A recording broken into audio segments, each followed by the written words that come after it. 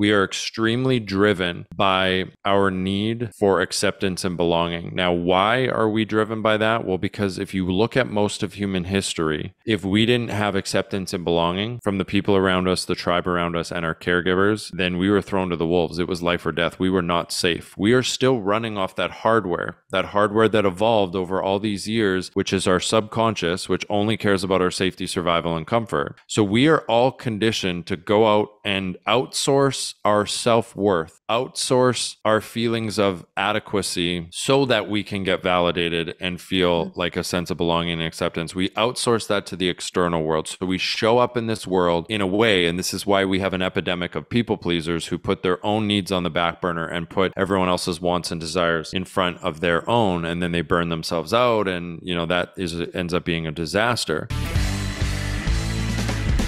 Do you guys know how difficult it is to find a high quality supplement line that doesn't just destroy your gut?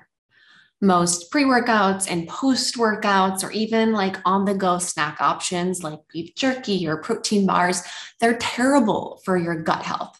They're full of xanthan gum and guar gums and fillers and artificial sweeteners, which disrupt your gut microbiome and lead to chronic bloating, constipation, diarrhea, and not to mention when our gut is off, all of the other symptoms like hormone imbalances, thyroid issues, mental health issues, which is why I'm just obsessed about gut health. But anywho, I have not been able to find a good supplement line out there, and I had to cut out all of these fitness type supplements when I was really struggling with a lot of my own gut issues. Until recently, I found Paleo Valley. And Paleo Valley is one of the first supplement companies that hands down is incredible for your gut health, whether you're on a gut healing journey or you're someone who just wants to optimize your gut health and overall health. Their founder, Autumn, actually suffered with IBS herself. So she created this entire supplement line specifically to be gut friendly. And I'm not lying with you guys.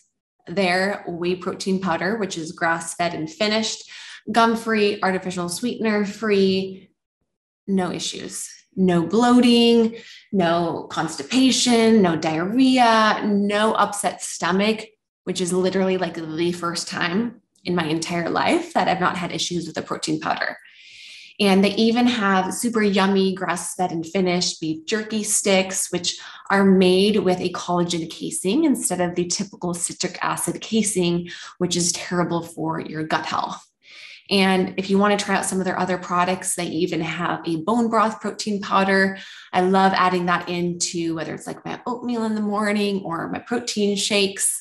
It literally tastes like the Nestle hot chocolate powders, if you ever had those as a kid, which were not gut friendly. And then they have great supplements too, like their apple cider vinegar capsules or even their turmeric capsules, which are great for inflammation and gut health. So if you want to get a discount, you can use my code using the link in the show notes here, which is paleovalley.com/Rachel Scheer podcast. But all of that's going to be in the show notes. So check out the supplement line because guys, you know me, I would not have this on my podcast if it was not awesome and gut friendly. Kaylor Betts, thank you for coming on my podcast here today. Yeah, thanks, Rachel. I'm excited to be here. Let's do it. Let's go. I know, fellow, I'd say Northerner Canadian. I'm from Minnesota. I could hear it in your accent before we got on today's podcast. So it's fun to connect with somebody who's from my neck of the woods, but I know we're both in Texas right now. So Texas you could tell great. I had an accent, eh? Hey, I could definitely I think I tell. said hey there. I think I said hey. But so do we have the same accent, do you think? No, you say sorry as sorry. That's was the biggest thing I've heard. And I've dated a Canadian before, and that was always the part I was like, oh, you say sorry. What is that? Oh yeah, I do say sorry. Interesting. So what you say sorry? Sorry. Sorry. Oh, sorry is weird. Sorry. You say sorry. That was what I picked up. I'm like, oh yeah, he's definitely from Canada. So there we go. Well, thank you for coming on. Let's jump right in here because a lot of my audience doesn't know what you do. I've been checking you out on social media. I love everything that you talk about on mental health and also too on entrepreneurship and anti-pharmaceuticals, really about living a more holistic root cause of life, which is really what I'm about doing functional medicine with my practice. But for my audience, what is a mental wealth coach? Because I know that's what you have in your bio as to what you do. Yeah, I mean, mental wealth is admittedly just kind of a romantic term for, just from a branding and business perspective. When I came up with that name, I kind of thought, man, we talk so much about financial wealth, right? And it was kind of like if we put just as much attention, focus, and our behavior towards optimizing our mental health and creating essentially mental wealth. And I look at them in the exact same way, right? You can be financially broke, and that means that, you're struggling financially. You don't have a lot of resources when it comes to money, and maybe you're in debt. And I think there's a lot of parallels to mental wealth as well too. And essentially it's just like, I think for me, I spent most of my life mentally broke. And look, and I view, as I'm sure you do as a functional practitioner, I very much look at things holistically. I think mental, physical, emotional, and spiritual health, I look at them as all kind of buckets that we have to fill. And if you have, your mental bucket full, but your physiological bucket is empty, you're eating a bunch of inflammatory foods and highly processed sugars and, addictive foods that light the pleasure centers up of your brain and, make your blood sugar go out of whack and are hard on your system. Well, eventually that's going to catch up, right? So I look at it as a holistic approach. Sure, it's mental wealth, but really if you want to accomplish mental wealth, which would just be bulletproof or unshakable mental health, well, you have to also have your physiological bucket full. You also have to have your emotional and spiritual bucket full as well too. So yeah, that's really essentially what I do. And really my offer and what I help people do is, Young Pueblo has a really good quote. He says, a hero is someone who heals their own wounds and then helps others do the same. And I had a lot of wounds to heal. I was in a battle with my mind for most of my life, for lack of a better way of putting it. And I had anxiety, depression. I couldn't focus. Mood disorders. Mood was very unstable, and it affected every area of my life. And yeah, I don't know. I've always been a passionate individual. I think that comes a lot from sports. A lot of the things that I value the most and the way in which I, view the world and everything came from sports and the teachings that I got from it, because I didn't even graduate high school. So I can't attribute school to teaching me those basic principles. And I think that's what really drove me to, ultimately I did what you're supposed to do when I was anxious, tired, depressed, sick, weak. And I had physical ailments as well too. I went to the professionals, the Western clinical establishment that is supposed to be there to help you when you are anxious and depressed and sick and tired. And really all they offered me was pills and some talk therapy, which didn't really work so well for me. I dabbled a little bit in pharmaceuticals. Some of them still are sitting on my, I think, medicine cabinet in my mom's house. Probably expired by now. Some of them I chose not to take, but it was the SSRIs, the benzodiazepines, the ADHD medication. And ultimately I just thought, I'm in my 20s. Like, why do I need to take a pill for the rest of my life just to feel good? There's got to be more. And then I went on an obsessive journey. To make a long story short, I went on an obsessive journey of learning how to optimize all those buckets, mental, physical, emotional, spiritual buckets. And essentially what our offer is and what I do is, like I said, I healed my own wounds and now I'm helping others do the same. Is I went on that journey and healed and found a way to heal and grow outside of pharmaceuticals, right? There's so much that we can do. In fact, it should be the foundation. It should be where we start. I wouldn't say I'm necessarily fully anti pharmaceuticals. I think in some scenarios they have their place. So certainly things like maybe antibiotics or whatever. I mean, sometimes those will save our lives if used appropriately. And I think, mental health pharmaceuticals for our mental health. I mean, yeah, sure. Maybe they have their time and place when we've exhausted all other options and we're kind of too far. But even then, I think that we have to always be looking at, well, how do we live a life where we're not dependent on these pharmaceuticals? And that's what I wanted to do. I went on this journey and I learned a lot. And here I am, and I am living truly. I don't have it all figured out. I'm not thriving every minute of every day, but in large part, I really am. I've gotten to a place I never thought I would. And now I've made it my mission. And I almost feel like it's my responsibility, because I feel like I have a rare cure for something out there that not many people have figured out. And now we're helping a lot of people. Yeah, that's incredible. One thing I talk about quite a bit on my own podcast and speaking engagements is really healing becomes full circle when you take the things that you walk through, your pain. We all are born, or not born with, well, maybe born trauma. There's trauma in birth sometimes, but we have these traumas that we walk through, and they create pain, triggering, anxiety, all of these things that we develop. I mean, childhood is rough. Kids are mean growing up. And then we develop certain coping mechanisms along the way. And we get to a point in our life where we're like, okay, something's not working. I have anxiety, I have depression, and we go to the doctor, which is what we're taught to do. I know that's what I did in my case. For everything, it was like, okay, I have anxiety, I have depression, go to the doctor.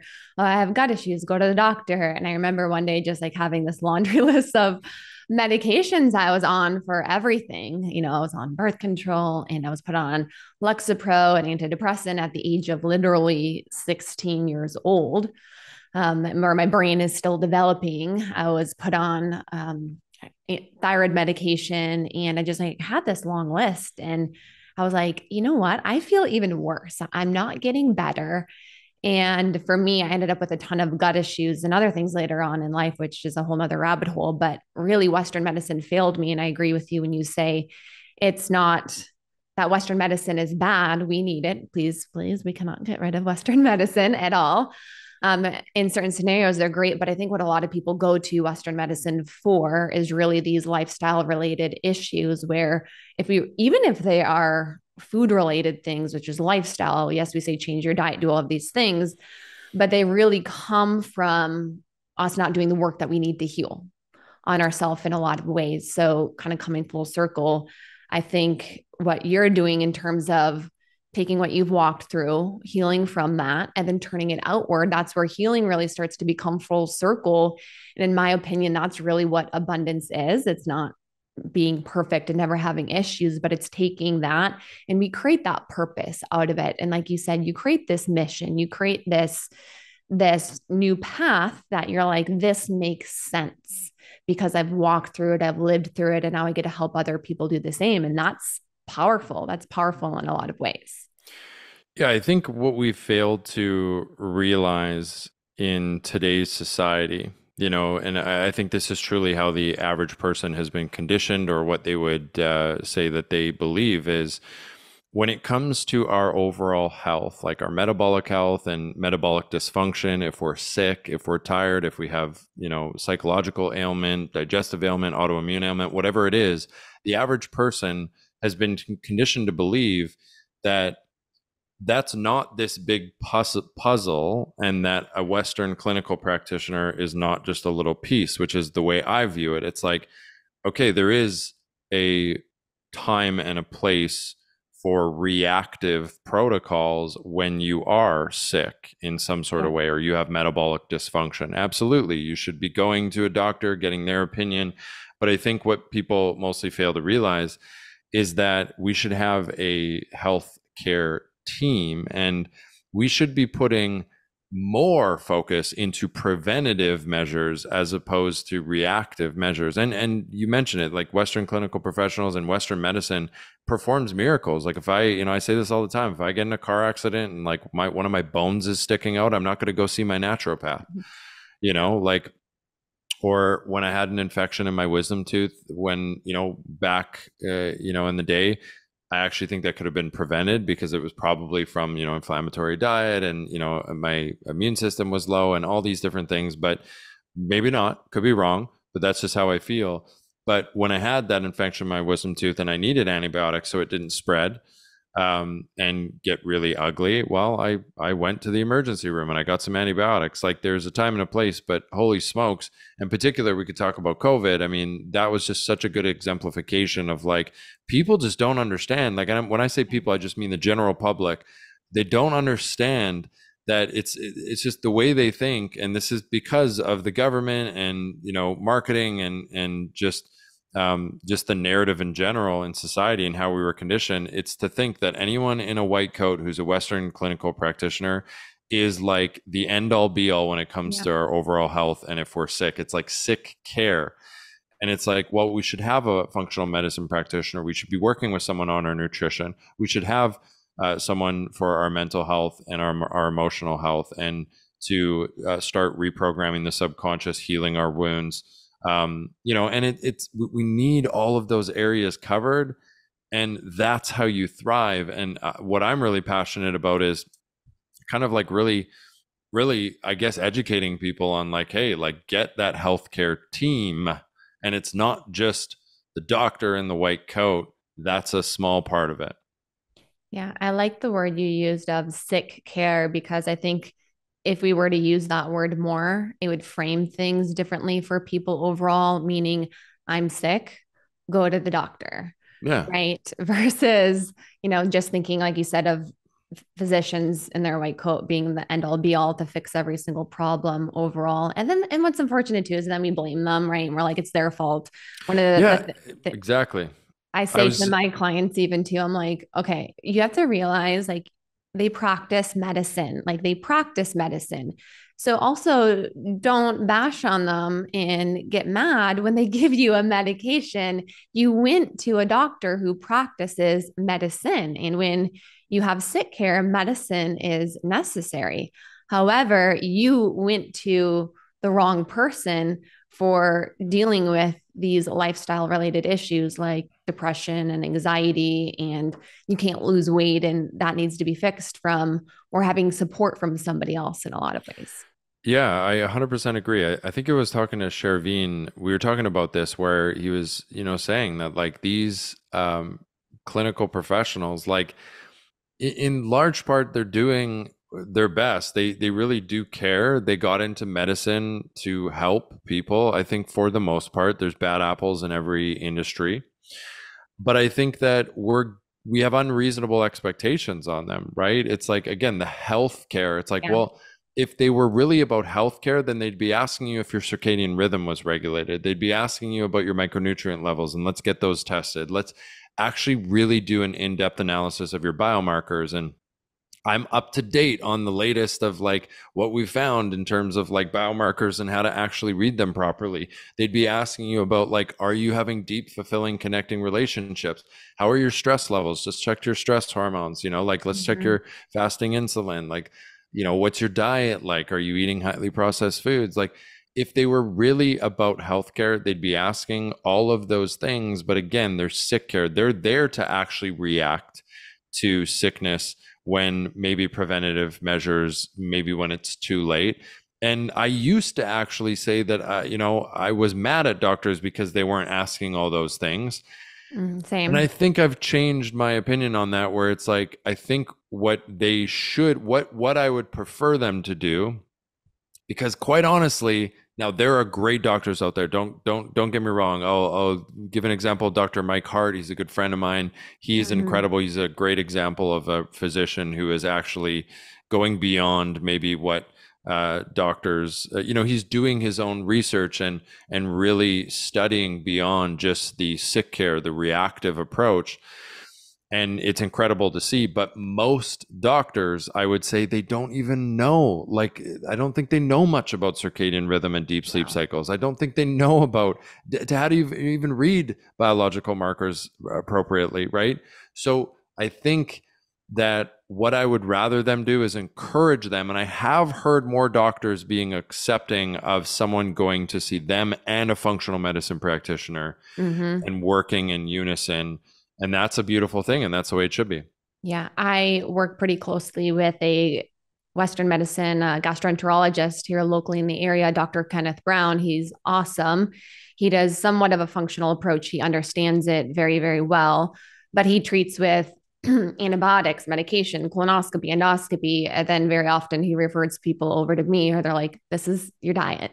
This is, something else where you just need to address your stress. And I think that works very well together. So I like that approach. And I think that's what would be more so the education for the physicians of like, how can we develop the team? Like you talked about early on, can we develop a team of people for different things? And really, when we have someone come to us, and the same thing for me, I'm like, you need to go to a doctor because this is beyond my scope. And you actually do need medicine in this scenario. I just had somebody come back with, a parasite, and I've had people come back with like bad infections. And I'm like, I'm not going to mess with this. You go see a gastroenterologist. They're going to put you on some medicine. They're going to kill it. But I always give them the analogy of your health is a garden in a lot of ways, and especially gut health. It's like this garden.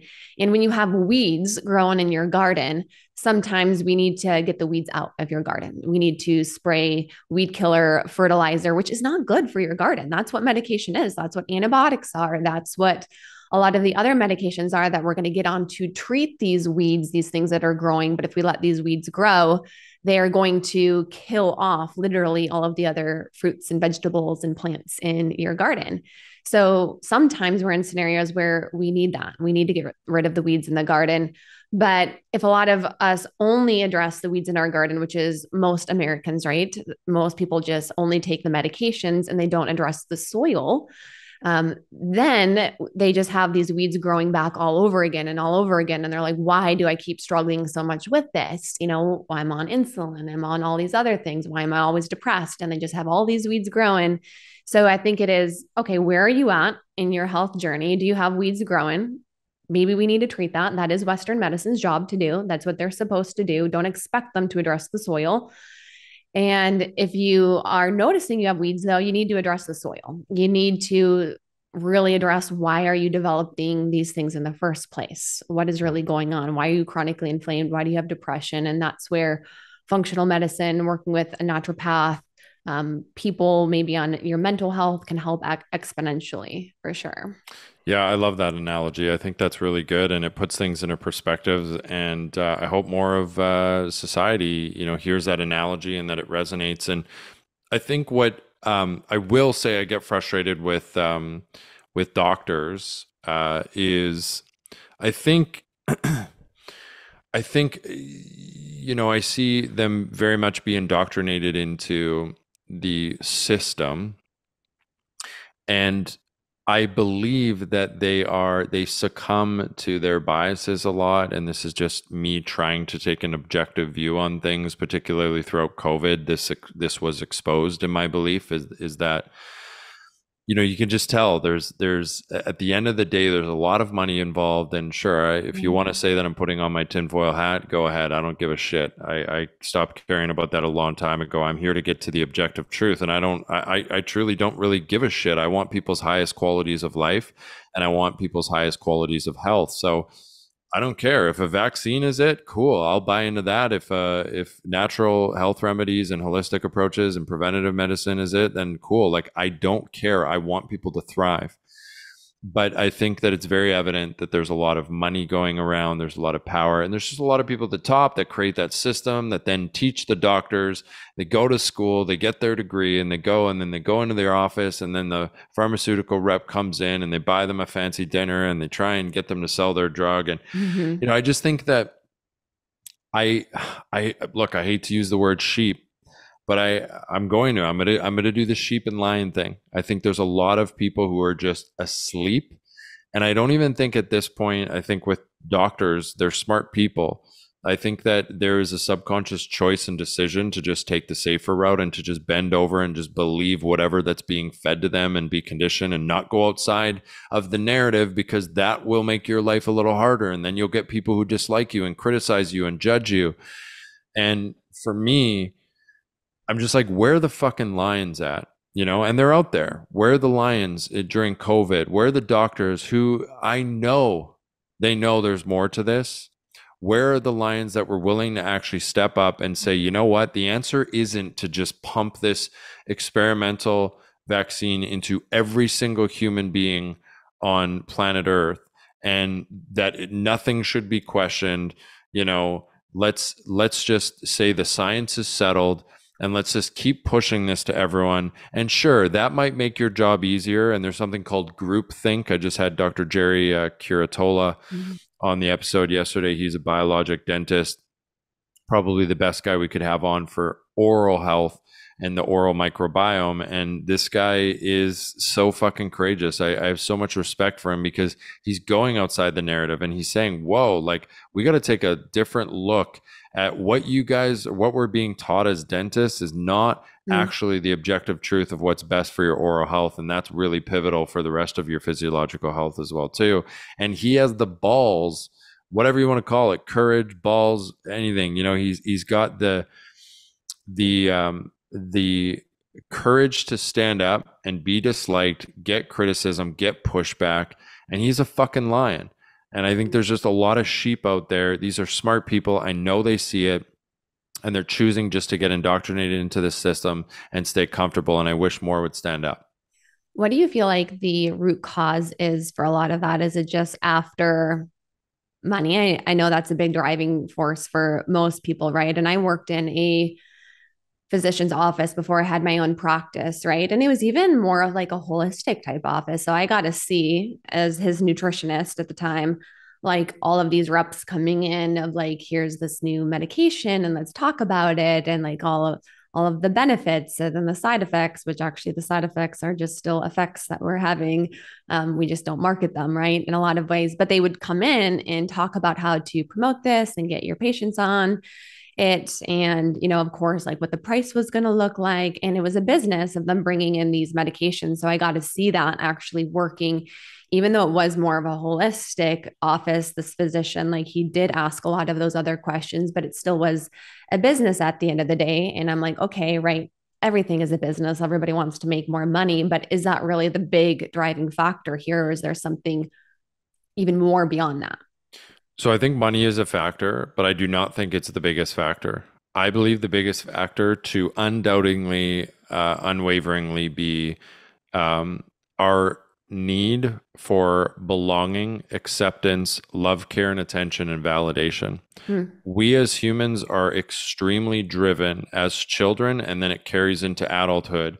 We are extremely driven by our need for acceptance and belonging. Now, why are we driven by that? Well, because if you look at most of human history, if we didn't have acceptance and belonging from the people around us, the tribe around us, and our caregivers, then we were thrown to the wolves. It was life or death. We were not safe. We are still running off that hardware that evolved over all these years, which is our subconscious, which only cares about our safety, survival, and comfort. Right? So we are all conditioned to go out and outsource our self-worth, outsource our feelings of adequacy so that we can get validated and feel like a sense of belonging and acceptance. We outsource that to the external world. So we show up in this world in a way, and this is why we have an epidemic of people pleasers who put their own needs on the back burner and put everyone else's wants and desires in front of their own, and then they burn themselves out, and that ends up being a disaster. But we are so driven by that sense of belonging and acceptance. And I've seen this firsthand because I used to be the coach that just like says what everyone wants to hear and, say the safe messages like go in the mirror and tell yourself you love yourself and, like eat less processed food. And I just did what was safe and got me validated. Everyone around me was pleased. I fit within the idea of who they thought I was supposed to be. And then I decided to speak out against that narrative. I decided to speak out and highly risk. It wasn't even a risk. I knew it was going to happen when I came out and put out a video where I just absolutely ranted about masks and lockdowns and why we're not looking at mental health, why we're not looking at metabolic health, how ridiculous the way in which we're handling all this is. And I said, you don't need to be a doctor to see this, right? And I went out and I said that, and I absolutely got judged, a lot of shamed, that day. abandoned, rejected. And well, I actually gained more followers than I lost. Well, that's awesome. I don't know. It was probably, look, I gained a lot of followers. It was like, I gained I gained the people who also Yeah. see the world in the same way and who are fed up as well too. But we have a negativity bias. That actually didn't really matter. I still didn't eat or sleep for I slept okay. I didn't eat for like a week because my stress hormones were high. And if it would have been a few years before, it would have brought me to my knees. And I might have even been in the mental hospital because the amount of public humiliation that I got, and attempts at public humiliation, the shaming, the judgment, the abandonment, the criticism. I had like 2 university professors go on one of the top podcasts in Canada and just like rip apart my video. I had someone at the University of Calgary who wrote a dissertation on my social media calling me a narcissist. And like that was just a few examples of like just how many people were shitting on me because I came out and spoke the truth. So I get it. I was faced with that fear of getting ousted and getting canceled. And it's a real thing. It is an absolute real thing. And I think my opinion on why most doctors don't even go there is in a weird way, even though I'm criticizing them, I kind of understand. Like life is easier. Yeah. I think there are benefits of when you look at, Dr. Robert Malone or Peter McCullough, like doctors like this, there's a huge opportunity with that because they get to go out and they actually get to really make an impact in this world that we really need. And that's a whole other path, but it's hard. Yeah. It is a lot easier to just stay comfortable. And we're running off our subconscious that for most of human history only cared, well, it's still, but for most of human history, it was primed just for safety and survival because that was the only goal. We didn't have our dream boards of like, oh, we want a G-Wagon and we want to make this amount per month. No, the only goal and dream was just to survive. Yeah. So that's the hardware we're running off of. And we still run off that and we still just want to be safe and comfortable. So it's no surprise that most doctors just stay small, stay with the narrative. It's more convenient and more comfortable. So many of you guys know my story of losing my health, dealing with hormonal imbalances, thyroid issues, depression, anxiety, and gut issues that were so severe. I almost had my entire large intestine removed, and Western medicine completely failed me. They gave me trash can diagnosis like IBS, depression, gave me a bunch of medications. And, if I wouldn't have taken my health in my own hands today, I would be without an entire organ, like literally. And that's why I created what I wish I had, what I needed, a holistic mind and body approach, a functional medicine approach that said, why do we have this problem in the first place? And what can we do to restore function? This is the difference between thriving instead of just surviving and managing your symptoms. So if you're somebody who is sick and tired of being sick and tired, dealing with stubborn gut issues or hormonal imbalances or weight loss that you feel like is not moving anywhere, or thyroid issues and autoimmune condition, there is hope. There is another approach. And me and my team of registered dietitians, we want to help you. We want to be the support there for you. We want to do the functional medicine lab testing, look at your gut, your hormones, your thyroid, your adrenals, deficiencies, toxins that can have in your body, get to know what you're doing with your nutrition, look at your lifestyle, look at your previous medical history, and help you create a customized plan to not just only heal, but get to the best health of your entire life. So if you're somebody who's ready to take a root cause approach to healing and step into the best version of you, fill out our application on our website, rachelscheer.com, and book a free 30-minute call. Absolutely free to do this call. Our goal on this call is to better get to know your goals and how this approach may work for you. So click the link in the show notes and book a free call if you would like to learn more. Yeah. What a beautiful way to frame that overall, because I've had similar thoughts, but I've never heard someone really put it in that way. Right. And it makes sense in my mind in terms of why most people, right, just they're the sheep, like you talked about, the lion and the sheep, where they just kind of follow the herd. because when you take a stand, and I think a lot of people, what's cool is when you do make a stand like what you did, you see all the people who, although they're not making a stand, they're like, thank you so much for saying this. Thank you so much. And they believe this, but there is a lot of fear that goes into it. I actually, very similar to you, I put out a post just being on the health and the wellness side in functional medicine, talking a lot about obesity and lifestyle. And that's really the big issue there. And, same thing as you, I had a lot of people sending me messages. I actually lost some clients from it. And what's so insane is when you have a differing view, people don't even want you in their life. It's like, it blows my mind. It can't just be you have a different view than what I have. It is, you are out of my life. I can't be friends with you. I can't even associate myself with you, even though you may be awesome at what it is that you do. Like I had that with clients. You may be awesome.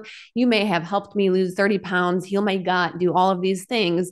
But because you took a stand, I'm no longer associated with you. And it's sad. It's very unfortunate. That's how most people are. They're like, unfollow, unfollow. I don't even want to look at anything else that you're doing because you disagree and you make me feel uncomfortable. You made me feel uncomfortable about my beliefs, and you made me actually have to question my beliefs, which triggered me. So I'm going to get you out of my life. Because they equate their beliefs to their identity. Yeah. Right. So some people hold on to their beliefs so tightly that it actually becomes their identity. And when you challenge that, you're actually challenging who they are as a person.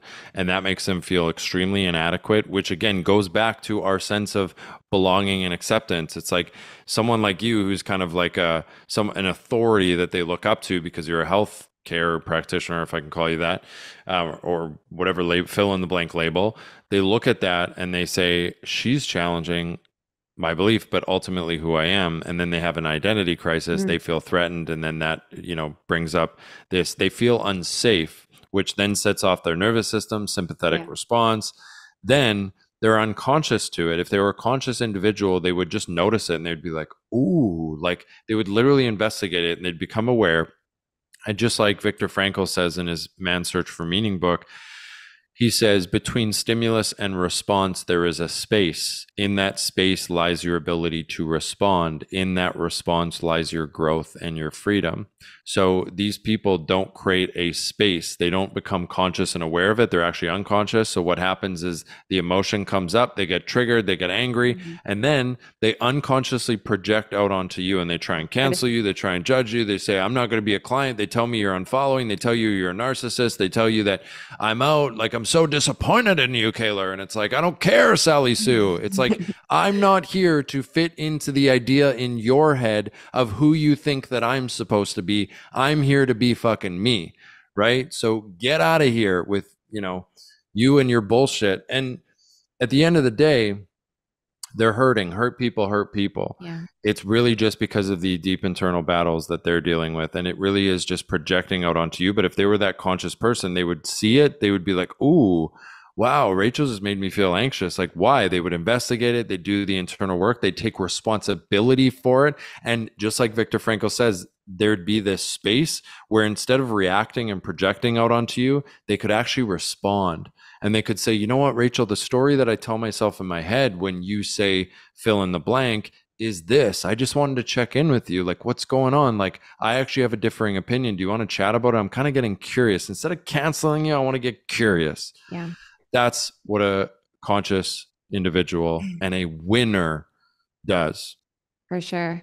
And it's really a diminishment of the ego is what's taking place in a lot of ways, is when people feel like there's a belief that goes against what they believe, they feel diminished in some sort of a way, which is their ego, which is what you said earlier, is their identity. There's a diminishment of self.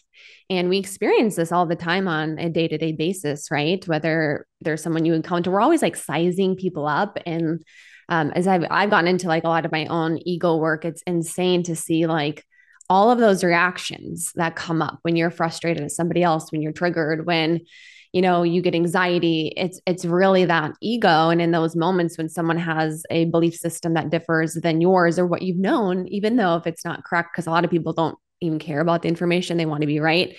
So in the criticism, in pointing out, in even some people who are really on the unconscious side, name calling, really attacking character at that extent, and we're like, well, it's not even about the issue anymore. Now you're just telling me um, you're attacking how I look or something like that. You're like, what is this even about? But what are they doing? If we were to really peel back the onion and get to the root cause, is by the criticism of you in a lot of ways, they are rebuilding back up their sense of worth and belief. But because by them making you small, their ego comes back up when their ego felt diminished in a lot of ways. And once I finally understood that, it stopped. I wouldn't say stopped because I'm not perfect, right? I'm human and I have an ego and I don't think we ever get rid of it, but it stopped really bothering me as much, is probably the right way to say it. When I noticed that, of like, oh, they're just trying to criticize or point out or all of these things based off of how they're feeling about themselves internally. And it's really interesting when you begin to notice that in other people. Yeah, one of the greatest metrics to get an idea of and quantify how much you've healed and how much you've grown internally, which we know eventually creates your external and conditional world. One of the greatest metrics is how much you're taking things personally, like your ability to not take things personally, your ability to not give your power away to the external and conditional world, right? Your ability to... Now, look, a lot of people say, I've been seeing, because I talk a lot about being offended and triggered and how we need to take responsibility for that. A lot of people I've heard have been saying, you know, being triggered or offended is a choice. And I disagree. There absolutely can be an autonomic response from the nervous system based on your conditioning, based on wounds within that you have. Anyone, even the most critical thinker, conscious individual, can get triggered. Now, again, the more you heal, the more you grow, the less triggered and the less offended you're going to be. The more you separate from it. Yes, the choice lies in, are you going to not become conscious of it? Are you not going to take responsibility of it? Are you going to unconsciously react and project onto the other person and try to change what they say and what they do? That's the choice. Or are you going to choose to take responsibility for it and say, and become aware of it, create that space and say, "Ooh, I'm anxious right now. Ooh, like I feel this in my chest. Like what Rachel just said, like really set me off." And then separate and understand that this is nothing to do with Rachel. This is not your responsibility if you trigger me or offend me. This is 100%. I need to now look within before I project outwards. And what a beautiful opportunity. I love the phrase, never waste a good trigger. It is the teacher. You can then go within and it will allow you to learn more about what internal wounding and battles and limiting beliefs and all the things that we have. It will actually help you become more aware of that. And then you can go through the process of working through that and emotionally regulating. And that's how you heal. And that's literally how you grow. So, yeah. Have you read any of Eckhart Tolle's books before? Yeah, Eckhart Tolle, I've read them all. I would say that Eckhart Tolle actually was about 10 years ago when I started my healing spiritual journey. Well, I started it earlier. When I started my spiritual journey, let's call it, Eckhart Tolle was The Power of Now was the first book I read. It blew my mind. I read all of his books. I've seen all of his interviews. He's incredible. Yeah, I love him. And a lot of this conversation is bringing me back to his book, especially The New Earth. And he talks a lot about, when there's the trigger or your ego feels diminished, which is really what's happening very often in a trigger, is to just like sit with that feeling and allow that diminishment, that feeling to just stay there. And you'll notice that you weren't actually diminished at all. And there's this space that is then created, which is then like more so you stepping into your being, right? Which is truly who you are ultimately. So it brought me back to that. And his books have changed my life in so many ways. Yeah, he's incredible. And to not push it away, right? Like, so we go through the 4 R's: recognize, receive, release, reframe. So you recognize it, which is becoming conscious of it, do a little bit of an investigation, like, oh, okay, I'm the observer of it. I'm not the anxiety or the anger or the trigger. I am the observer of my ego, which is, like you said, diminished in that regard. And then receive it, like let it in, because as Eckhart Tolle says, what we accept, we begin to rise above. What we resist persists. You will feed a negative, like if you're angry with someone and what they say, you will feed that emotion greatly if you try and push it away. It's kind of counterintuitive. Yeah. Right. But let it in, receive it, create space for it, and don't be in any rush to move on. And I like to even just put my hand over, as cheesy as it sounds, I put my hand over wherever I'm feeling it in my body. I make sure my presence is in that area of my body and what I'm feeling. And I'm with it, and I let it in. And I understand that this is a human experience, but I'm the observer of it. I'm not it. Then you release. I sometimes go scream in a pillow. Sometimes I do breath work. Sometimes I go run or go to a boxing class or dance, like a healthy release, and then reframe. Tell yourself the truth. Once the emotion is kind of subsided and we can think a little more logically, then reframe. And this is the cognitive part of it, where you kind of tell yourself the truth, not bullshit. Your subconscious has a bullshit detector. Tell yourself the truth. What's the actual objective truth? Well, just because Rachel said that and it triggered my ego because it felt diminished. My ego, it feels like I'm being threatened. My identity is being threatened. That doesn't necessarily mean that that's what she meant. And it's okay. I am safe, even though she has a difference of opinion, and it's all good. There's no need to take it personally or whatever, fill in the blank. That's the truth. That's the reframe, because when we bring it up to the conscious from the subconscious, that's where it's malleable. And that's where we can actually change that internal belief as well. And that process of those 4 hours, I mean, that is how the healing gets done. The process of the 4 hours, is that a lot of what you do with your clients? It's part or of what you've done for yourself? Both. I mean, yeah, everything I do with my clients is what I've done for myself. It's a part of what we do. I mean, there's a lot involved in what we do, but yeah, that process is a big part, but there's a lot more to it. That's kind of maybe the most generalized kind of hot tip, if you will, that I could give your audience to start practicing. And that is the journey. That is doing the work.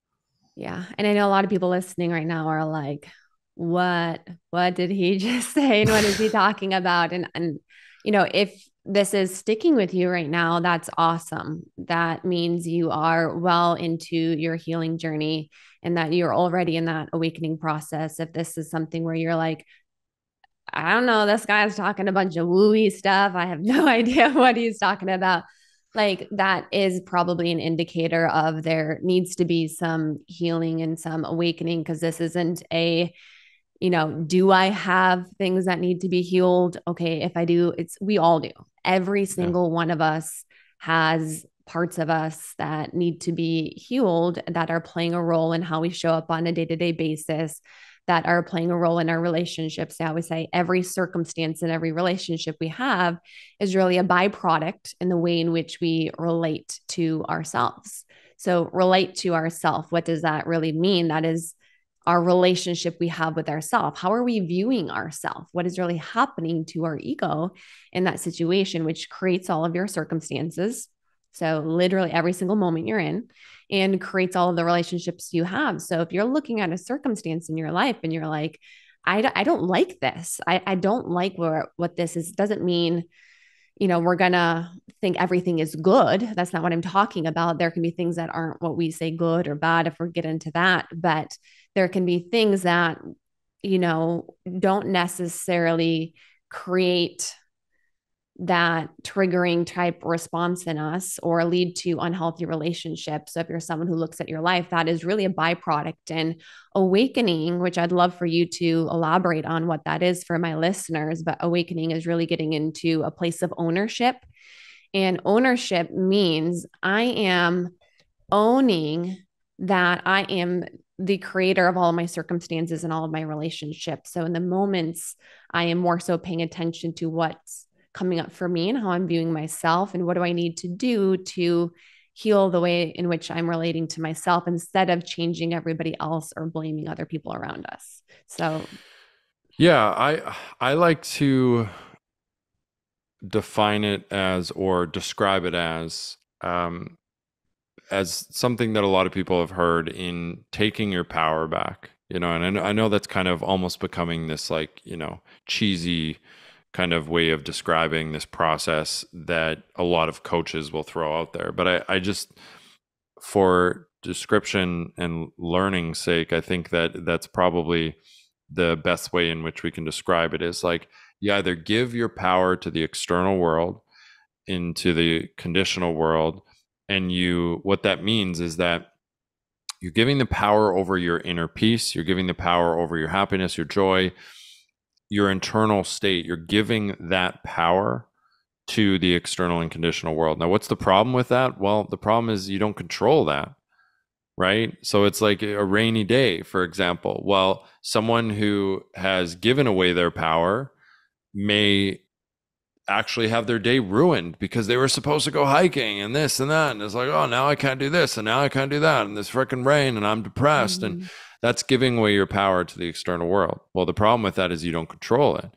Now, it's just a simple shift in perspective where, I mean, what's that quote, that very famous quote that, it's like, it's about, you can either take out an umbrella and you can dwell on it or cry about a rainy day, or you can dance in the rain, right? I'm totally butchering that quote, but it's just a shift in perspective, right? Someone who hasn't given away their power is going to take their fucking power back and says, there ain't no rainy day that's going to disrupt my inner peace. I'm not going to let this stop me. Hey, change of plans, Sally. We ain't going hiking. We're going dancing in the rain. Get your rain boots on. Let's go. Right? Same environment, different perspective, different mindset. And that's someone who takes their power back, right? Now, I absolutely rant and talk about the horrific consequences, I would even say, although that might sound dramatic, but I wouldn't say it is at this point, of, the government, in particularly Canada, Justin Trudeau and, Joe Biden, some of the things that they've done, Dr. Fauci and like the World Economic Forum and all these things. There's a time and a place to know your enemy. There's a time and a place to even rant about your enemy, or to complain even, or bitch and moan about these things. I do it, right? But I think that they're calculated and there's an expiry date on them, right? It's almost like I look at it as like a release, right? We kind of all like validate each other and saying like, oh, I feel the same way. I see it too. And then it's like, okay, but what the fuck are we going to do about it? And whatever we do about it, we have to identify what's in our control. What can we take ownership and responsibility? Oh, well, we can write a letter, we can vote, we can, protest, whatever it is. And we do that. And then we identify all the things that we don't control. And guess what? We ain't going to give our power to that. Right. So I don't sit around and dwell all day long on what Justin Trudeau is doing up in Canada. Right. I might talk about it. I might rant about it. I might spread a message about it. I might tell everyone how wrong it is. I might tell everyone what we can do about it. But I ain't going to sit around like a loser and dwell on it. That's victim mentality. That's giving my power, all my power away to the external world. So take your fucking power back. And arguably the best measure, again, of how far you've grown and healed is not letting the external and conditional world affect your inner world. What do you mean by that? Well, it's just what I just described, right? It's like, don't let all the external factors in the environment that you don't control, completely and entirely wreak havoc on your inner world. Part. Yeah, take ownership of it, right? Like, let go of the things in which you can't control. Don't dwell on them. There's no use of that. In fact, it's just going to make things worse. And put your focus and attention into the things that you do control. And if it's a rainy day and you were supposed to go hiking, well, instead of going hiking, shift your perspective and go dancing in the rain. So would you say, if you were to summarize awakening for the audience in simple terms, it would be ownership, taking back your power in a lot of ways? Yeah, it's realizing that you hold the keys. I think there's a lot of people, and no judgment or shame, I was like this for most of my life. I walked around and I didn't even realize that I was in control. I didn't realize that I held the keys. I thought I was a victim of my circumstances. I didn't realize that I can actually attract or detract things into my life. I didn't actually realize that at the end of the day, my external and conditional world is a complete and entire stack of all of my previous decisions, actions, and behaviors that have now led me to where I'm at today. And a simple shift in perspective, mindset, and decisions and choices would literally change everything. I mean, that is to me the awakening. And I would say awakening is to be awake to that fact that you actually hold the keys, and then to become awake to the internal conditioning that you run off of subconsciously. And as soon as we are awake to that, now we've become conscious of our unconscious programs, and now they're malleable. Now we can shift them, change them, and evolve them. Yeah. And I think even too, like that is such an empowering place to get to. And it does breed a sense of power. And it's not like a power that comes from like, I have a lot of money, so I have power, or I have the perfect body and therefore I have power because I have control over other people. It's this sense of power in terms of nothing else, not saying like you don't ever get triggered, but that like you know yourself in a lot of ways, and that nobody can take your power from you. And I think that's really the words I'm looking for, is nobody can take that away from you. Of you have 100% control in your own life, creating what it is that you want for yourself, all of your circumstances, all of your relationships, and more so taking ownership and control of what you want in your life. Like for me, I'm at a point in my life where peace is the number one most important thing in my life. And there was times in my life where I said like peace was important, and then there would be something that would come up that would trigger me, right? And then the ego would come in, and then it was like, oh no, I want peace until these other things are happening in my life. So did I really want it? I did on my terms, until there was other things that were more important, right? Until there were things that were happening in my life that were these circumstances that then I wanted to get upset about, things that were happening outside of me in a lot of ways. And now I'm at a point where when those things happen, like you said earlier, like there's definitely that feeling you get, there's a triggering, but then I actually ask myself the question of like, okay, right now, do I want to jump into this like I would normally jump into it, or do I want peace? And normally when I ask myself that question, I'm like, oh, you know what? I want peace. Like that's what I want. It's beautiful. And Rachel, today is International Women's Day. And, I'm going to call a spade a spade. I believe there to be a lot of women out there who have been conditioned to believe through media, marketing, social media, social conditioning, to believe that this is a man's world. Women don't have the same, opportunities. Women are oppressed. I can't become what I want to be because I'm a woman, and society doesn't cater to them. And it's, there's a ton of unequal opportunity and all these things. And I'm not suggesting that none of that exists. I mean, I think that's very complicated. And I'm sure to a certain degree, depending on where you're from or what industry or what sector of the economy or society, I think to varying degrees that is probably a real thing, seemingly.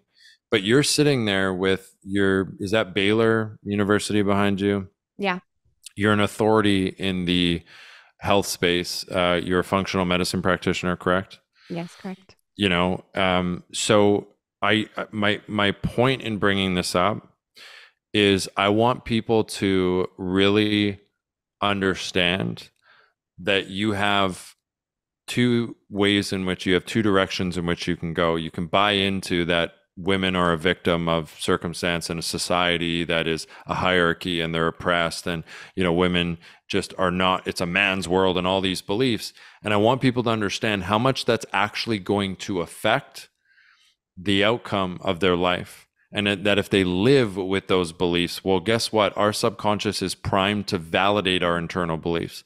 And we have someone here, as in you, Rachel, who just didn't really obviously succumb to that. No. And didn't really want to succumb to that belief and say, you know what? there's women that are CEOs of Fortune 500 companies. There's women who are entrepreneurs who are crushing it. There's this, that, and the other thing when it comes to women. And I'm just going to go out and I'm going to make shit happen. And I'm not going to buy into that women are so oppressed. And again, if someone wants to devote their life to fighting that, that would be a different story. But our beliefs will shape our external and conditional world and eventually, obviously, our reality. So I just think it's so important, that message that, okay, maybe there is objective oppression and, maybe it isn't always fair. But my question is what use is it to sit around and put your focus and attention into that? Like, how is that going to serve you? That's the real question. I'm not denying that might exist. I think it does. But of what use is it to sit around and think about it? And if you just focus on, I can go out and I can do what I need to get done and what's meant for me, and you go out and execute, then guess what? Good things happen. Yeah. And that's a beautiful point. And I receive that very much. So thank you. And I do think it comes down to, as well, kind of going off of what you said, but really the decisions that we make is to take something on or not to. And that is a decision that we get to make, because a lot of people would look at where I'm at in my journey, the success that I've had, look at like the degree or whatever in podcasting, speaking, whatever, and think that meant I was born into, well, there was a special family or privilege or whatever it may be, as people will label me in that way. But a lot of people don't realize, like, I actually came from our home being foreclosed on. I came from a lot of my own trauma. Like, I wouldn't be able to have the conversations that I'm having now today, right here in this moment, if it wasn't for all of those things. But in those different circumstances that were outside of me, I made a decision in every single one of those moments. And I made a decision that, all right, I can be the victim of my circumstances, or I can take what I'm being given and look at it as an opportunity. Look at it as an opportunity to, just like you, to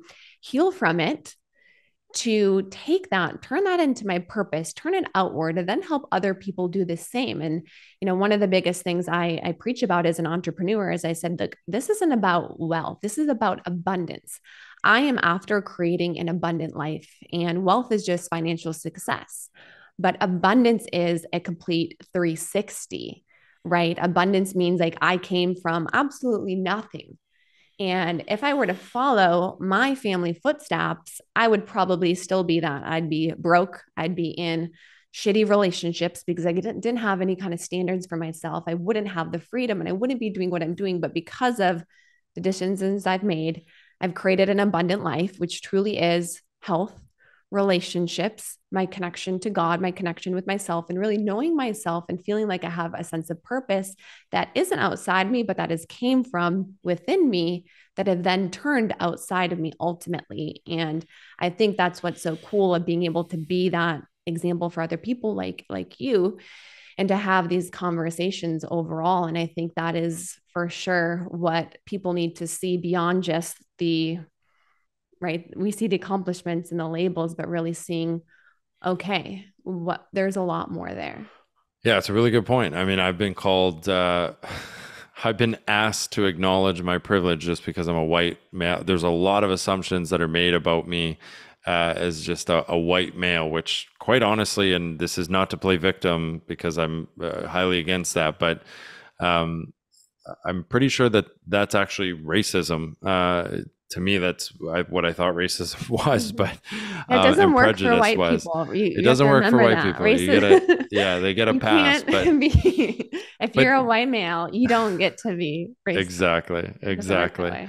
And here's the thing: is we can't fight racism with racism. We can't fight oppression with oppression. And victim mentality is actually the addiction. Like, victim mentality, although it's counterintuitive, is actually more comfortable. What actually, I guess in my belief, or I guess this would be textbook psychology, is that, again, we just want to feel safe and comfortable. That's what our subconscious is primed for. So to go after your dreams and to go to Baylor and to get the degree, and then to have to get into, in a man's world, and there probably is more male practitioners, and have to go in there and have to, like, fight your way and do the entrepreneur thing. I mean, I know what it's like to be an entrepreneur. It's extremely, It'll test you in every single way, shape, and form. You have to take responsibility, and you have to face a lot of adversity to get there. So guess what our psychology does? All subconscious, by the way. So it's easy to say, no, I'm not doing that, but it's subconscious. You don't even realize you're doing it. It's actually safer to just play victim and to point your finger and say, well, my lack of success is all because of this person, that thing, and this environment and society. And you blame every single thing and everyone on why you're not accomplishing your goals, when in actuality, you just have a deep-seated fear of taking responsibility, and you're afraid of the things that you'd have to do to accomplish the life that you want to accomplish. So it's so much easier to just blame it on racism or, the next thing, all the isms, ableism, right? Like homophobism, racism, to blame it on all those. And yes, I know I'm a white man and it's easy for me to say, right? That's what everyone says. But I think it's blatantly obvious. And I don't know, I have a lot of, I have Black friends, I have women, they don't sit in victim mode. They go out and they make shit happen. And it's really beautiful to see. Yeah. And I think the greatest thing that I have learned on my own journey, and I'm so grateful for having those circumstances that I even came from, but getting to a place of realizing that, you know what, I actually can create whatever that I want. The only thing that's ever really gotten in my way has been my healing, myself in different areas of my life. And that's where I really, as I've up leveled in my life, there's a new level of healing that also has to take place too, right? That's what I actually love the most about entrepreneurship, because it really is a byproduct of yourself.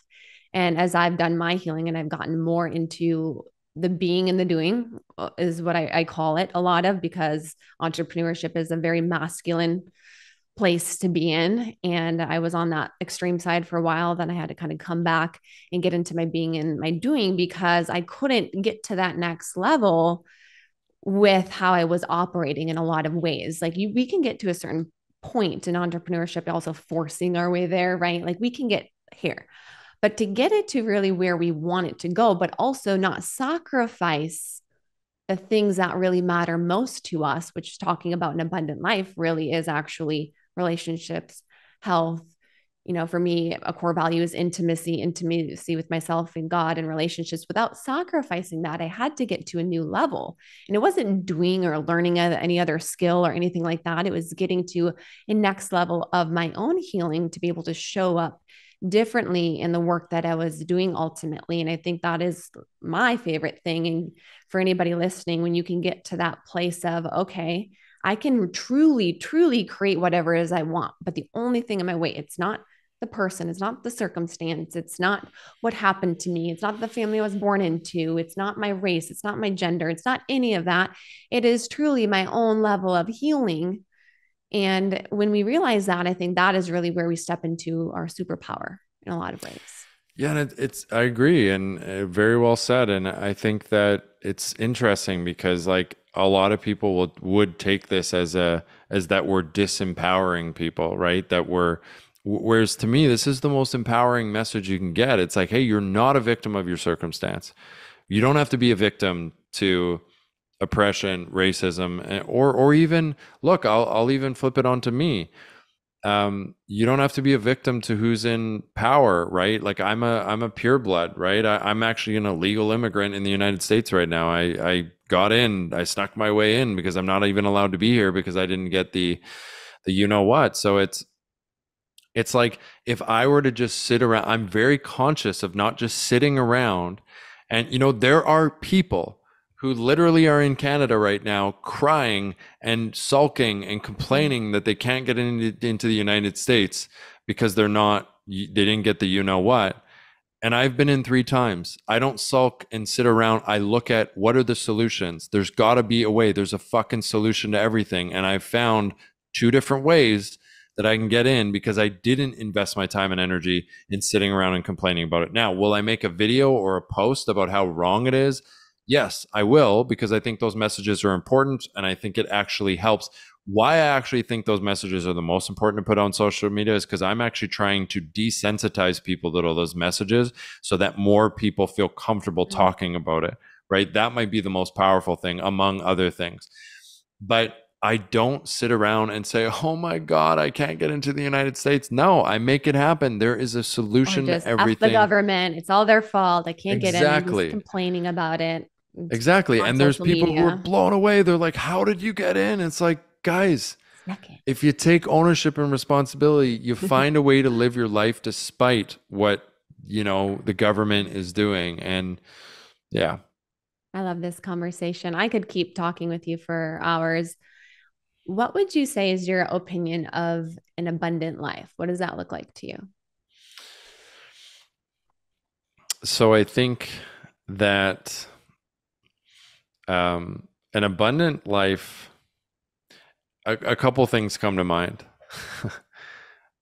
To really, really simplify it, I'm a Bob Dylan fan. I actually have him tattooed on my wrist.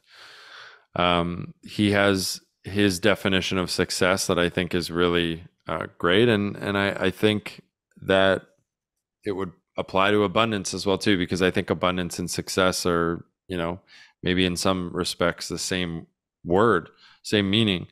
He says a man is successful when he wakes up in the morning and he goes to bed at night, and in between he does what he wants to do. I mean, for me, and Chris Rock also said a really good line. He says, wealth is options. And that's really what I look at. Abundance is it's waking up in the morning, going to bed at night. And not only do you do what you actually genuinely want to do, not that you're, in denial and saying, no, I love being an accountant. I go to work every day. And then you're waiting for your 2 weeks vacation every year and waiting for the weekends. No. Like truly you are liberated and so fulfilled by what you're doing in between. And then you have options. To me, that's abundance. Is like when your mom gets sick, you actually have the resources, the connections, the will, the spirit to be able to find her the best hospital and care or practitioner that you can possibly get. When you wake up in the morning and you feel like getting out of Dodge, you have the options. It's like, I want to go to Hawaii today. That to me is abundance. I love that. Living life on your terms. Yeah. Whatever that may look like. Where can people find you and check out you on social media? Check you out on social media. Check me out. Podcasts, all the good stuff. Yeah. So first off, if you resonated with anything that you're saying, if you're stuck or you're in full-blown crisis mode or you're anywhere in between, and kind of our niche would be self-sabotage, is people who are getting in their own way. Mm-hmm. If you revert back to patterns, or if you keep reverting back to old unhealthy patterns that aren't serving you and you're just not getting to where you want to be, and you resonate with some of the things that I said, come join our community. We have training, we have support, we have community, we have calls with myself, my team. It's an amazing journey, and we have people change their life every single week. You can go to buildmentalwealth.co. That's buildmentalwealth.co. Okay, not .com. You can check it out, talk to my team, see if you might be a good fit. It's completely free to just inquire, and you never know, it might just change everything. If you want to check me out, you can go to the Kaylor Betts on Instagram. I'm on there a lot, or the Kaylor Betts on TikTok. I'm starting to get on there lots. And you can also check out the Mental Wealth Podcast. It's on all platforms that you can find podcasts, except the little weird ones. The little weird ones, yeah. I'm actually looking at your website right now. It's awesome. Your facial hair looks a bit different.